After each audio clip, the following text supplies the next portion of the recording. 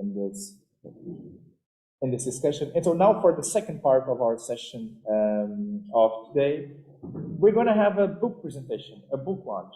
So as you know, and I'm showing this again, Johan's conference was taken from his last book, Qu'est-ce que l'herméneutique? And now we're going to speak a little bit about his previous book, which was published in 2017 in French, Homo Interpretans. Now I have here in my hands the Portuguese translation, also called Homo Interpretans, done by Hugo Barros. And this is a book that has been published a few months ago, or still in 2022, by the Portuguese publisher Lema d'Origem. This is a book which, for those of you who are online, you can buy them through Lema d'Origem's website. If you just Google Johan Michel Homo Interpretans, one of the results you'll get, or if you put the name Lema d'Origem, I'm going to write it down, you'll find it. And we're going to have like this very small, very brief discussion, round table, or whatever on this book on the occasion of the launch of its Portuguese translation. Now, for this very short presentation, we have with us, I don't know if you've seen him already, Johan Michel, the author of the book, who I forgot to mention this, it's not very important, I forgot to mention this at the beginning of the conference. Is a professor at the University of Poitiers and a researcher affiliated with the HESS, the École des Instituts d'Anciences Sociales in Paris. We also have with us Paulo Jesus, who is also a philosopher and a psychologist, and he's affiliated with the University of Lisbon, the Center of Philosophy of the University of Lisbon. Thank you for being with us, Paulo. Paulo has an afternoon full of lectures, but he was able to clear a little bit to participate with us in the round table. Thank you. And also with myself, I'll speak very briefly. And so we'll just speak a little bit about this book, starting with Johan, of course. We'll just speak a little bit about this book, and then we'll also have like a part of questions and answers in which we can interpolate directly the author. And I guess this is a good thing that Johan spoke already about Qu'est-ce que l'herméneutique and now about Homo Interpretans, because you can understand like the coherence of a course that is doing, a course in the sense of a path that is making with a series of books on hermeneutics. So first, I mean, the anthropology of Homo Interpretans, then Qu'est-ce que l'herméneutique, then he's moving into, probably will say, the hermeneutics of art, and then the juridical hermeneutics. And so we'll have a whole work composed of several books that certainly make of Johan, I mean, a leading figure in today's hermeneutics in France and elsewhere in several domains. Alors, Johan, tu veux nous dire un tout petit peu plus sur ce qui anime ton projet de Homo Interpretans pour commencer? Oui, pas plus. Non, pas plus, à peine. Donc, merci de cette présentation. Donc, l'ouvrage est paru en 2017 dans la version française. C'était une traduction en anglais chez Roman en 2019. Et donc là, il y a eu cette traduction en portugais grâce à la traduction d'Hugo Barros en portugais, qui est paru il y a quelques mois. Et donc, j'en suis tout à fait ravi. Alors, quelques mots sur le projet de ce livre. On a déjà parlé un petit peu avant la conférence. Si j'ai choisi ce titre d'utiliser, Homo Interpretans, c'est parce que le projet qui était le mien, c'était de construire une anthropologie philosophique. Une anthropologie philosophique et sociale. Ça rejoint un peu ce que je disais tout à l'heure, une anthropologie philosophique et sociale, c'est-à-dire en me situant dans la tradition de l'anthropologie philosophique allemande des années 30, un peu Gehlen, Scheller, des gens des philosophes, bien évidemment, qui s'interrogeaient sur cela, hein, la quatrième fameuse question ancienne, mais en même temps avec, bien évidemment, un tâche philosophique, mais en même temps travaillé par les sciences sociales et même les sciences naturelles. Donc c'est vraiment dans cet héritage-là que je me situe, sera aussi retravaillé de manière ou d'une autre par l'école de Francfort par la suite, hein, qui est une tradition philosophique, une théorie philosophique qui se construit en même temps au contact des sciences sociales, hein, de l'histoire, de la sociologie, c'était un peu sa marque de fabrique. C'est vraiment dans cette tradition-là que je me situe et que j'ai essayé de renouveler les questionnements herméneutiques, parce que à travers ce questionnement anthropologique, je me suis interrogé, c'est finalement quelle place de l'interprétation dans les activités humaines. Alors, je n'ai pas du tout mis la prétention de dire que l'interprétation, plus que le travail, plus que la technique, plus que le langage, était fondatrice. L'objectif n'était pas de cet ordre-là, surtout que ces activités ou ces facultés sont en interdépendance les unes des autres. Mais en tout cas, c'était de montrer, d'insister sur l'importance de la compréhension du sens général dans la condition humaine, et à travers cette activité de compréhension, la place de l'interprétation, puisque comme je l'ai répondu à Gonzalo tout à l'heure, je fais de l'interprétation une modalité particulière de compréhension. Donc on ne passe pas tout notre temps à interpréter. D'un côté, l'interprétation, c'est une caractéristique fondamentale de l'humain, très clairement, et en même temps, ça ne veut pas dire que on se sert de cette faculté en permanence. Même que nous sommes des homo locax, c'est pas pour ça que nous parlons tout le temps, ou que nous sommes des homo laborans, c'est pour ça qu'on travaille tout le temps, quoi. Donc j'ai essayé de définir plus précisément l'interprétation, d'abord dans les activités ordinaires, qui est l'objet de la première partie de l'ouvrage, hein, le dévoilement ordinaire du monde, où je définis plus précisément l'interprétation comme une compréhension médiate, suspensive et réflexive. Alors, qu'est-ce que ça signifie plus précisément? Ça signifie qu'on commence à interpréter lorsqu'on est face à des difficultés à comprendre. Il y a une rupture d'intelligibilité, ou quand on est confronté, en d'autres termes, à ce que j'appelle, en reprenant un concept de Patochka, mais pour donner une autre déclinaison, des problématicités du sens. Alors, ces problématicités du sens, je ne vais pas toutes les développer, je les développe surtout dans la première partie. Elles sont de plusieurs types, elles peuvent être relatives au sens littéral, une proposition, ça peut être une confusion, une obscurité, une contradiction, donc tout ce qui concerne le sens littéral d'une proposition. Ça peut renvoyer aussi à des sens seconds, figurés. Ça peut être le langage de la rhétorique, de la poétique, les tropes, les métaphores, les symboles, les paraboles, tout ce qui va engager un travail de réflexivité sur le sens. Un travail de réflexivité sur le sens. Alors qu'il y a des tas de signes dans la vie de tous les jours qui, par accoutumance, ne sont pas en train précisément de réfléchir sur leur sens. Alors, cette activité d'interprétation suppose toujours deux moments. Il peut y avoir un seul moment, mais pour que ça soit pleinement accompli, il faut toujours les deux moments. Un moment négatif, que je renvoie à la suspension du sens. Alors, c'est une forme d'épopée, mais pas d'épopée de Husserl, pas d'épopée philologique, une épopée ordinaire. C'est le moment précisément où vous êtes confronté à un sens que l'on ne comprend pas. Un texte, dans une situation, que ce soit par rapport à des signes de la nature, etc. Donc, c'est un moment négatif de suspension du sens. Le processus de compréhension spontanée ne peut pas se mettre en place. Donc, pour qu'il y ait interprétation, il faut toujours qu'au préalable, il y ait eu ce moment négatif de suspension du sens.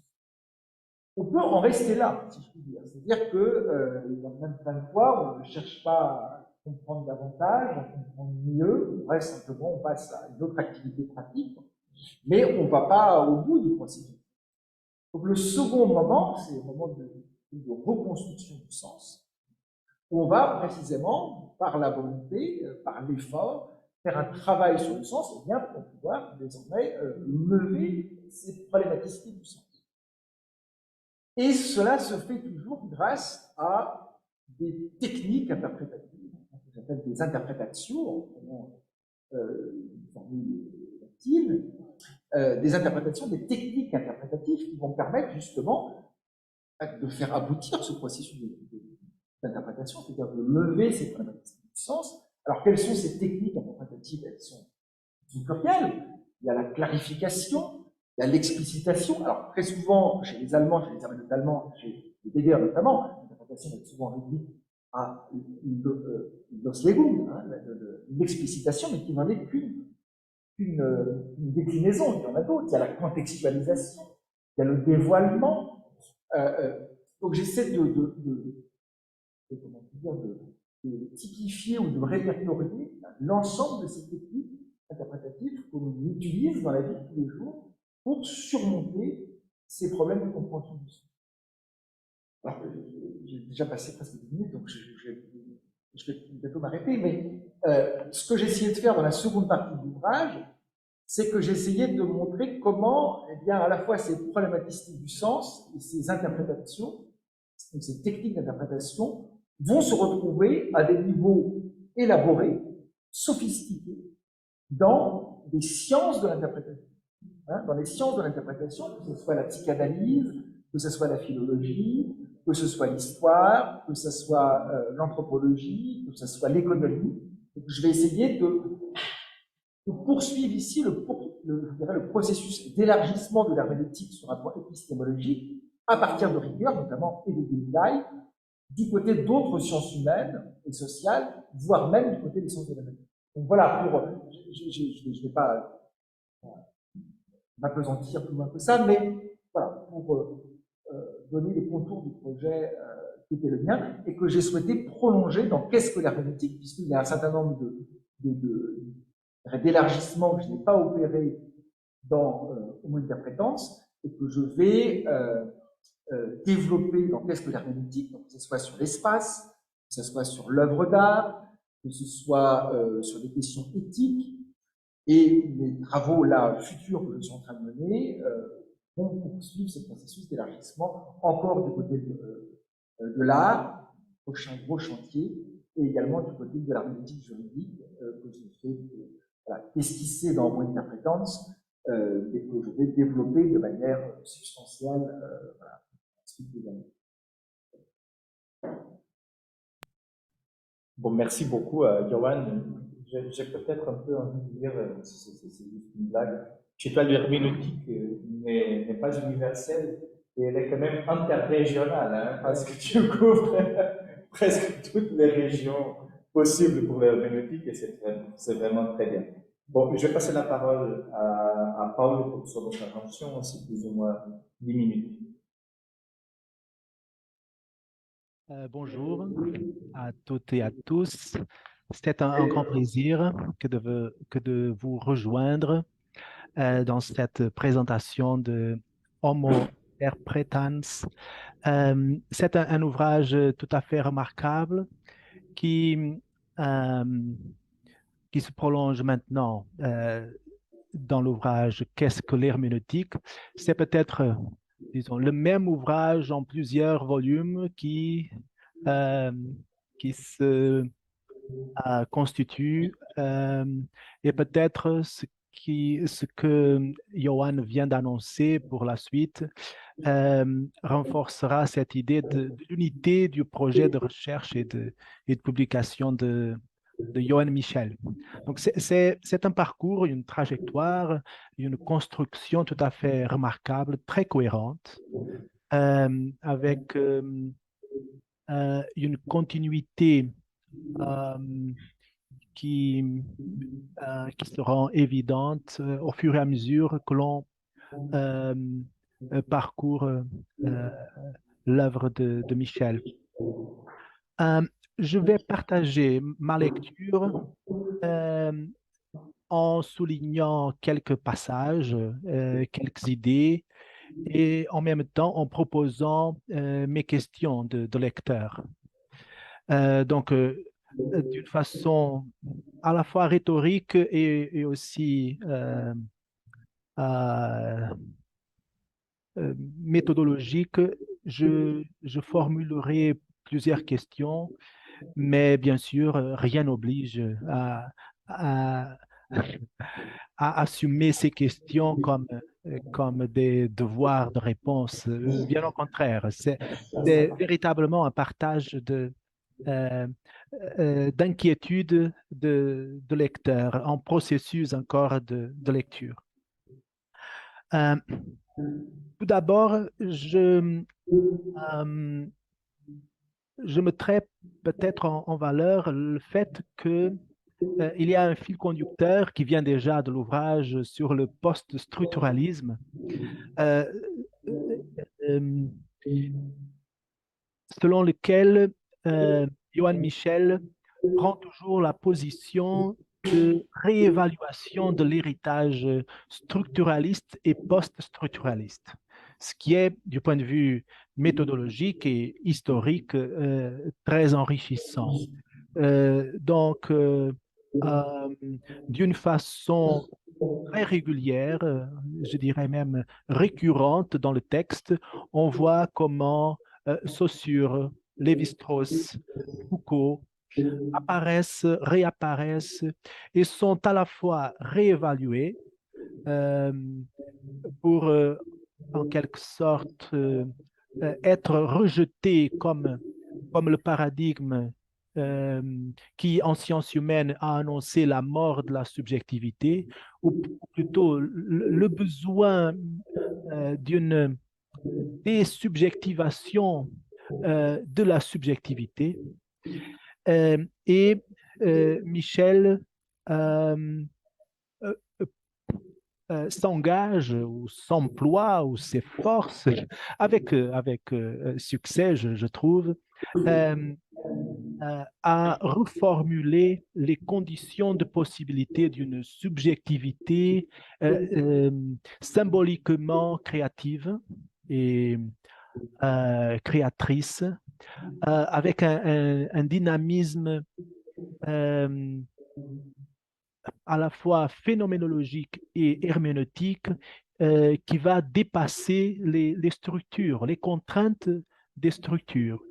Donc au sens large du mot, dans les divers euh, auteurs que je viens d'évoquer. Donc de nouveau, Saussure, Lévi-Strauss, Foucault, entre autres. Et il me semble que Johann Michel annonce une tâche euh, à laquelle en partie il s'engage, mais en même temps, en apparence, tout au moins, il semble qu'il estime qu'il s'agit d'une tâche impossible, c'est-à-dire la tâche de construire entre les plusieurs disciplines anthropologiques une unité, un travail d'unification transdisciplinaire. Donc, à plusieurs reprises, on voit comment anthropologie socioculturelle, anthropologie biologique, anthropologie philosophique apparaissent dans leur euh, pluralité et il y a un effort de penser la possibilité de leur unification. Mais en même temps, j'ai l'impression qu'il y a une sorte de jugement euh, sceptique sur la possibilité d'une fondation philosophique de l'unité des disciplines anthropologiques. Donc, en ce sens, la première question que je partagerais serait euh, quelle est donc l'importance, la place euh, de cette anthropologie interprétative? Est-ce qu'elle se propose une tâche impossible? Est-ce qu'elle rejette cette tâche d'emblée comme impossible?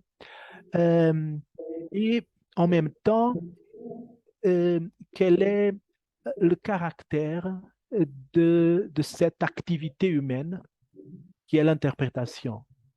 Euh, Tout à l'heure, Michel a de nouveau évoqué toute cette série classique de pouvoir ou d'activités humaines, homo laborans, homo cogitans, etc. Donc, il y a beaucoup de façons de dire l'humain. Et quelle est la place de ce pouvoir d'interpréter dans le système des pouvoirs humains? S'agit-il d'un système tout à fait euh, multiple, sans fil conducteur? Y a-t-il un fil conducteur capable de penser la cohérence et la cohésion de ces pouvoirs? Euh, en d'autres termes classiques, presque aristotéliciens, est-il légitime philosophiquement au XXIe siècle de parler d'une recherche de l'essence humaine et l'interprétation serait essentielle ou accidentelle ou un attribut que l'on ne sait pas vraiment euh, situé dans le cadre pluriel, euh, non unitaire, non unifié des pouvoirs humains. Euh, donc j'ai l'impression que Johann Michel propose l'interprétation comme une qualité, un pouvoir, une activité non essentielle.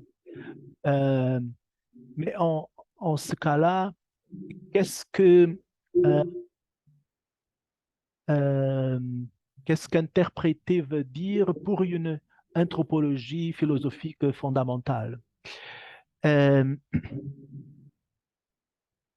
une autre euh, perspective très importante dans cette anthropologie interprétative euh, réside dans ce souci conceptuel très rigoureux de distinguer des types ou des sous-types de l'activité d'interprétation. Bon, ici, je trouve il y a une richesse très, euh, euh, très novatrice euh, parce que, en quelque sorte, une, euh, c'est une façon de euh, repenser les rapports entre phénoménologie et herméneutique, c'est-à-dire entre l'expérience de la vie dans un monde de vie partagée, avec les qualités intensives de la vie vécue, euh, qui s'embraye immédiatement avec les formes immédiates de compréhension non interprétative et ensuite dans disons, dans un crescendo de complexité et d'activité, euh, Johann Michel présente euh, deux groupes d'activités interprétatives. Les activités interprétatives euh, qui s'appliquent à tout régime de signes, comme il s'exprime. Donc, une interprétation qu'on pourrait qualifier d'ouverte ou bien d'élargie, euh,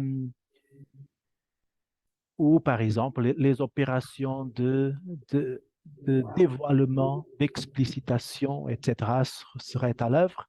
Et ensuite, une interprétation au sens strict, au sens fort, donc au sens technique, si l'on veut, euh, qui est euh, l'interprétation euh, de l'herméneutique classique, euh, où la méthode de travail sur le texte est incontournable.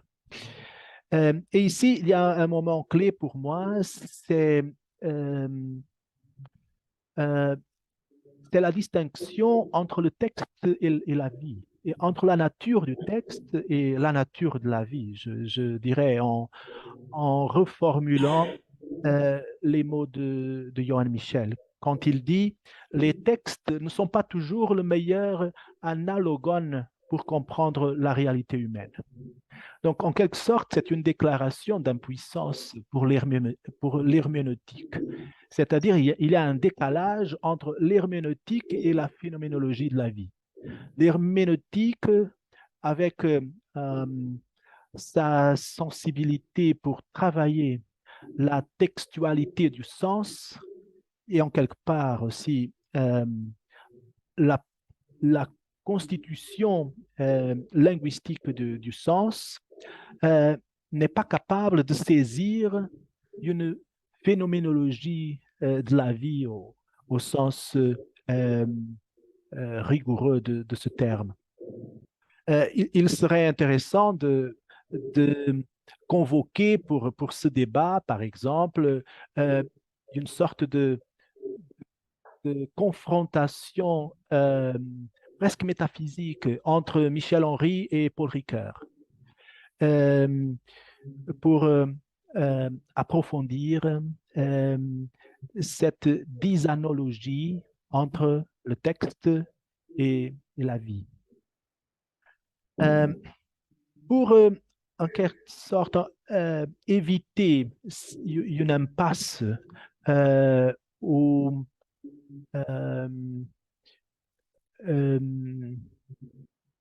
bien l'échec de cette dysanalogie, Johann Michel propose une textualité qui dépasse disons, le royaume du texte, qui est au-delà ou bien en deçà des textes. C'est ce qu'il appelle la texture vivante. Et ici, j'entends donc les intensités phénoménologiques de la vie ressentie et vécue. Donc des grandeurs intensives non discursives, non textuelles, ou un autre corpus, peut-être un phénomène saturé, peut-être un moi pot, se présente et se dérobe. Mais je crois que Johann Michel est très sensible à cette forme d'excès phénoménologique qui n'est pas analogue au texte et même au langage. Je crois que c'est sa thèse ou son hypothèse. C'est vraiment, au moins, c'est ma première impression comme lecteur, que Johann Michel pense une dysanalogie fondamentale entre le texte et la vie, et même entre le langage et la vie. Or, c'est ici que l'herméneutique classique tremble ou souffre, en quelque sorte. Parce que la triade de Dilthey comprend précisément un embrayage entre la vie, l'expression et la compréhension.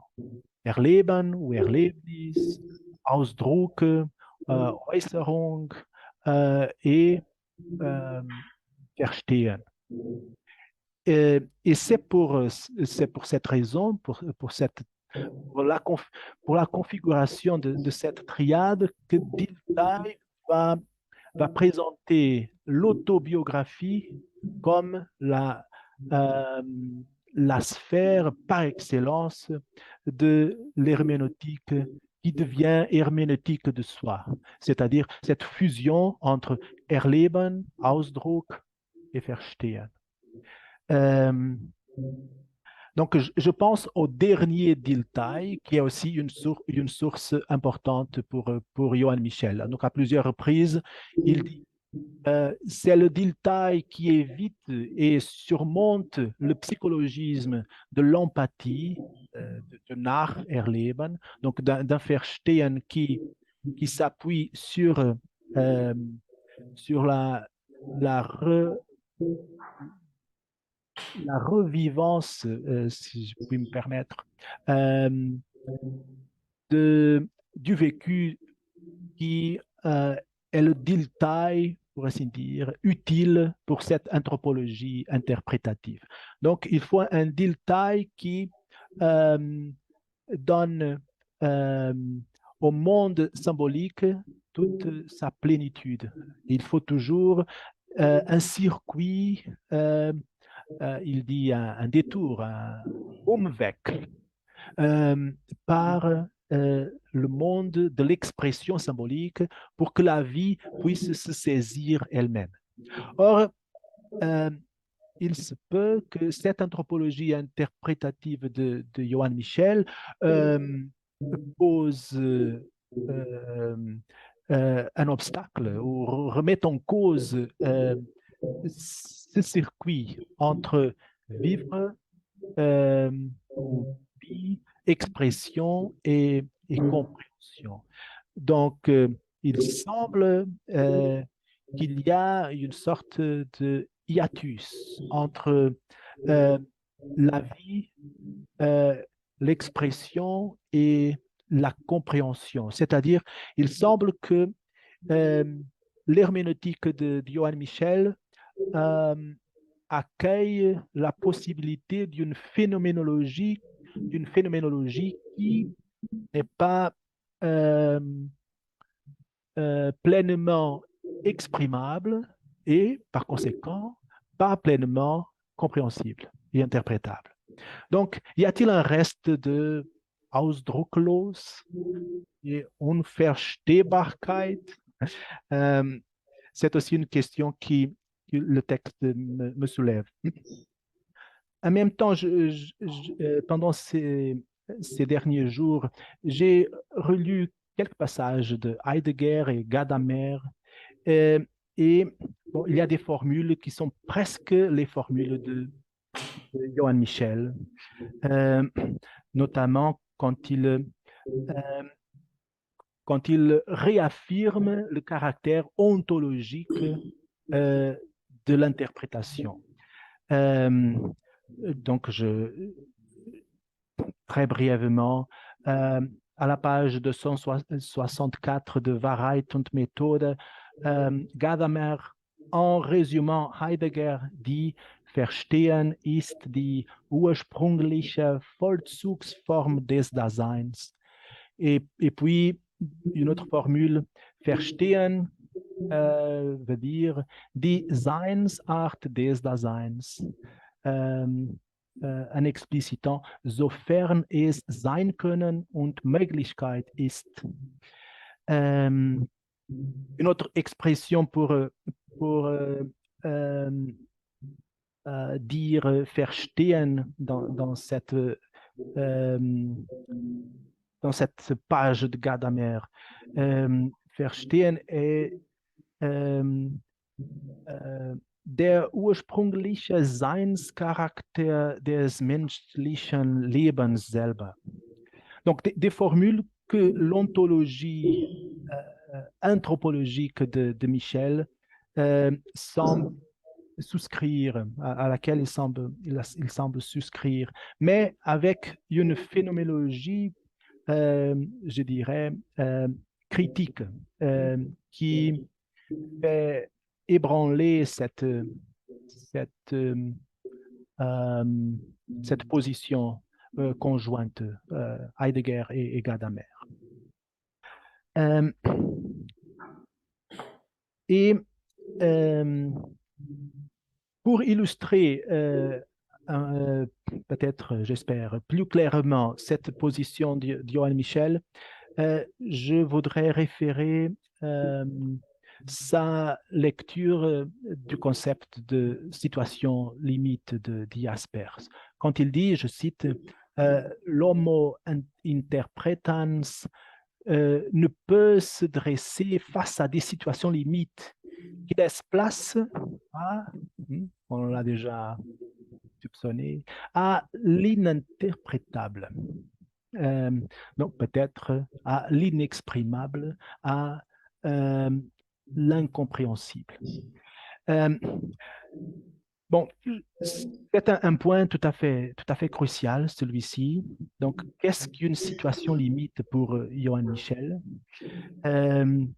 parce que le sens jaspersien est un peu troublant, on se rappelle tous certainement.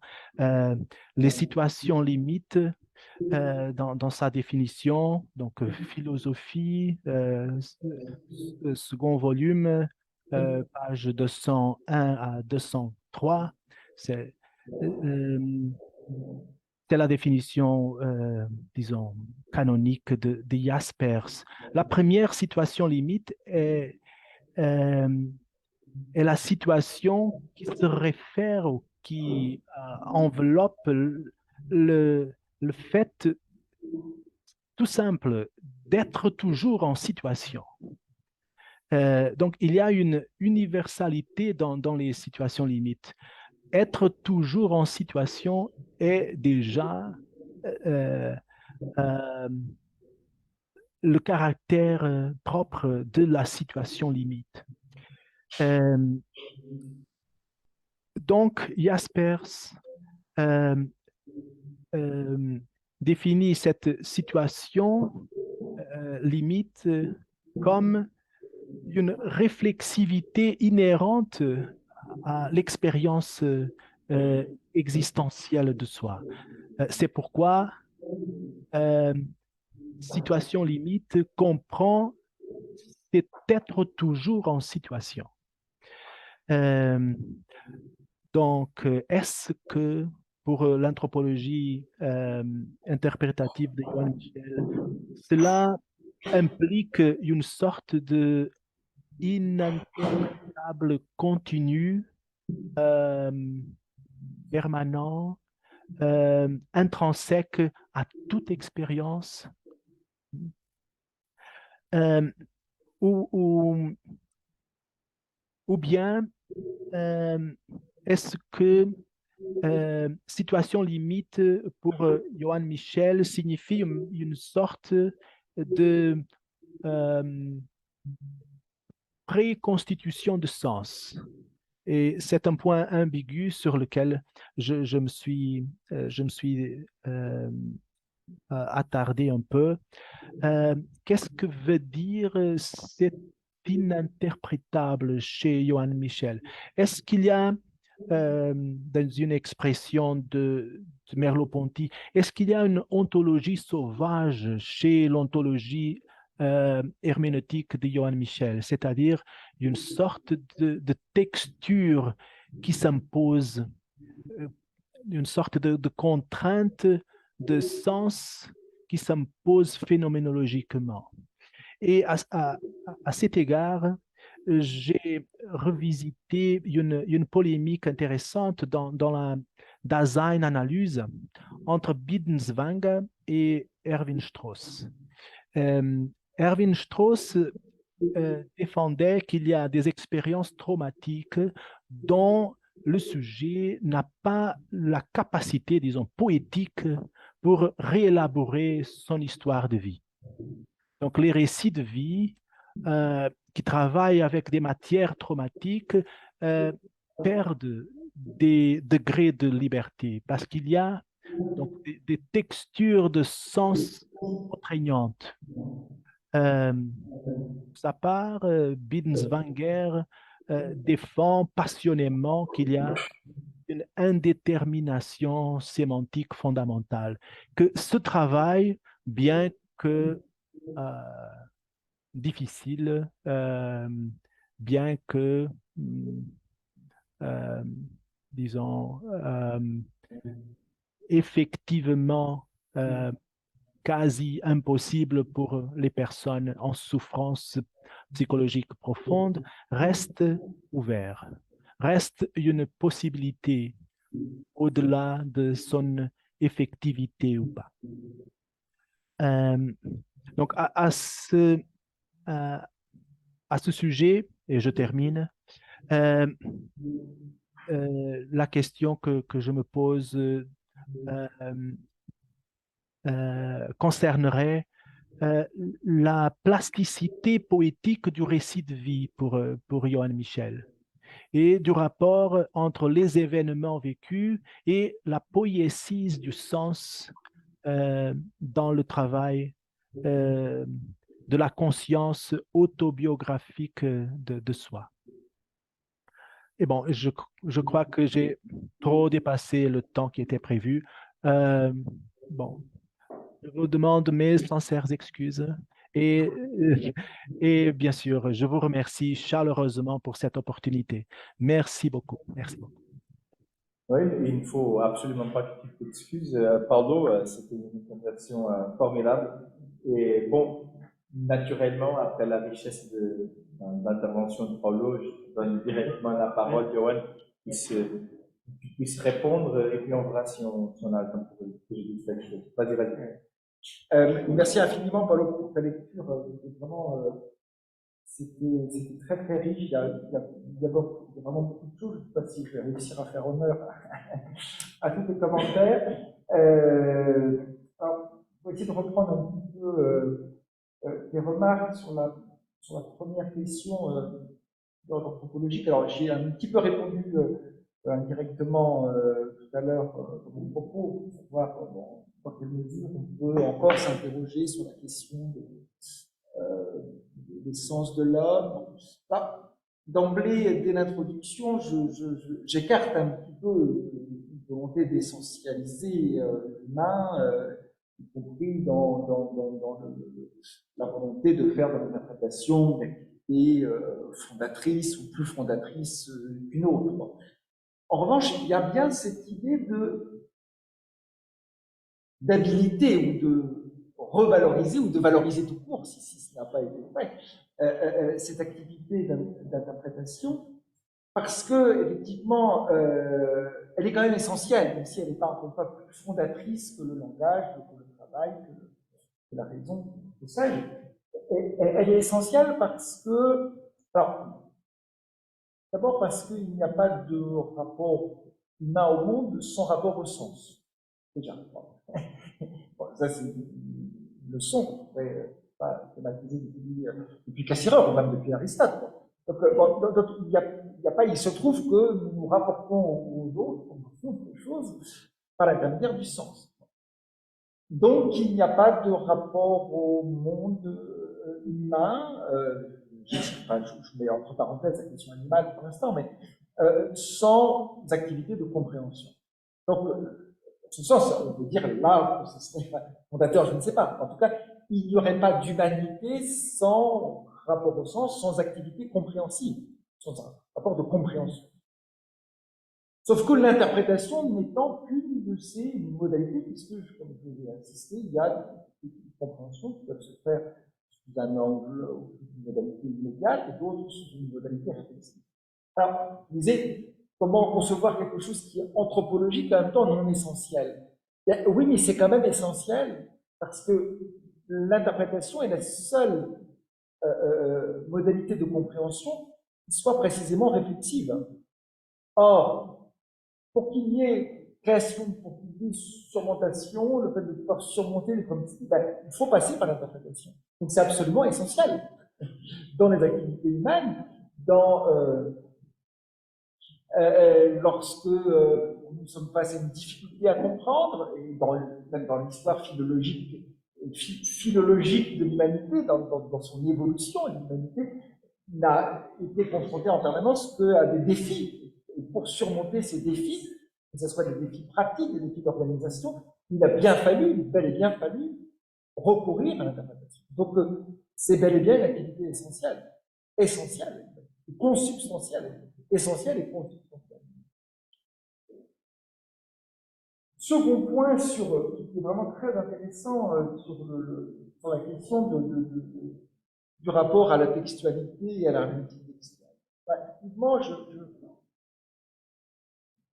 tout mon projet, c'est certes de partir, c'est pas de trop vite abandonner, à la différence de Heidegger, même Gadamer, c'est différent, mais bon, il faut l'herméneutique méthodologique textuelle, on l'a simplement dérivé, ou on l'a, ou les questions épistémologiques, on va venir vraiment à mythologique, au Dasein, oui, je ne peux pas faire ce que j'ai fait s'il n'y a pas eu Heidegger avant. C'est obligé, parce que mon but, c'est pas de faire de la philologie. Je ne suis pas philologue, c'est très honorable, c'est extraordinaire, mais je ne suis pas philologue, je suis philosophe. Bon. Donc c'est absolument indispensable de passer par ce renversement. Sauf que moi, je ne vais pas le faire travailler, enfin, je vais pas travailler différemment. Et ça rejoint aussi ta dernière question, qui est mon rapport aussi à ce que fait Heidegger dans Insight. C'est que, oui, je me situe dans ce mouvement de renversement, ou en tout cas, on va replacer le comprendre, l'interprétation.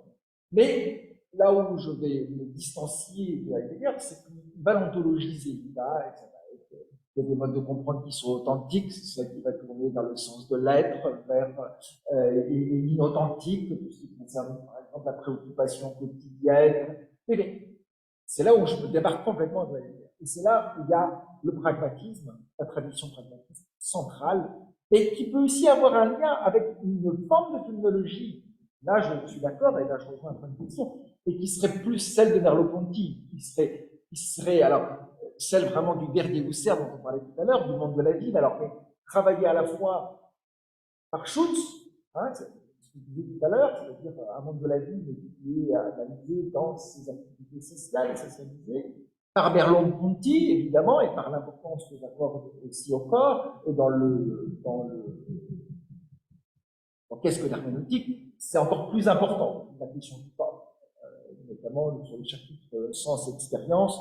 Et là, il y a un chapitre entier qui concerne, j'essaie de fabriquer ce que j'appelle une soma herméneutique. Une soma herméneutique. Une herméneutique du corps. Que j'ai un peu esquissé dans mes compétences, c'est là que j'essaie de développer à la fois à partir d'un autre héritage, parce que l'héritage de l'herméneutique, c'est pas simplement l'herméneutique textuelle qui vient de Weiermacher, d'Ast, c'est-à-dire la tradition herméneutique textuelle allemande. Elle a des racines beaucoup plus anciennes. On en parlait, avec Martineau, qu'on retrouve chez Galien, de l'herméneutique de la nature, de l'herméneutique médicale, de l'herméneutique du corps, alors qu'il n'était pas forcément entièrement dissocié d'une forme de sémiologie. Et on a une herméneutique très très ancienne. Alors, un des herméneutiques modernes qui va vraiment prendre au sérieux une interprétation des signes qui ne soient pas simplement des signes linguistiques et textuels, c'est meilleur. C'est meilleur.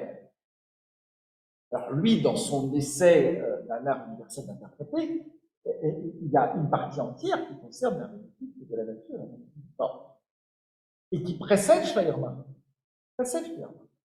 Il est beaucoup moins connu, beaucoup moins connu, mais c'est extraordinaire. Hein. Son essai sur un art universel de la nature, c'est vraiment extraordinaire. Pour moi, c'est vraiment un auteur clé. Alors, que j'ai encore plus, j'ai déjà travaillé dans qu'est-ce que l'herméneutique.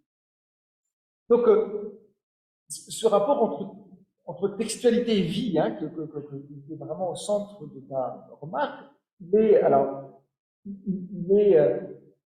je suis parfaitement d'accord avec ce que tu dis. Sauf que, dire que l'herméneutique strictement textuelle ne peut pas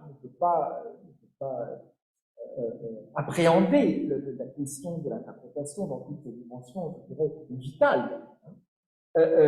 Mais la phénoménologie peut ici avoir tout à fait son mot à dire, mais aussi le pragmatisme,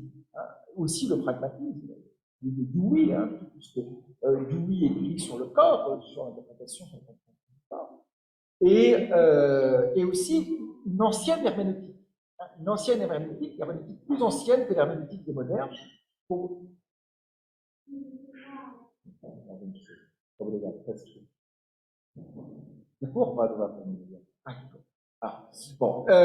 écoute, de toute façon, je pense avoir en partie répondu très long, mais c'est extraordinaire. Il faut qu'on retrouve, qu'on poursuive cette discussion. Merci beaucoup à toi. Merci. Désolé pour cette interruption brusque, on avait la salle jusqu'à 18h, et donc on va devoir terminer. Pour ceux qui suivent le site de New Directions in Social Hermeneutics, il va y avoir plus d'informations. Très bien. Merci à tous. À bientôt, Paolo, merci. Au revoir à tous ceux qui sont en ligne. Au revoir.